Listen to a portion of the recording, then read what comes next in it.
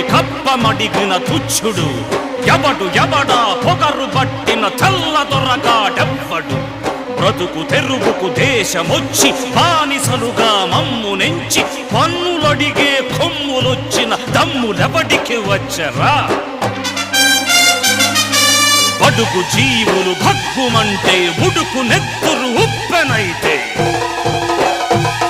ఆ చండ్ర నిప్పుల గండ్రగొడ్డలి పన్ను గడతది చూడరా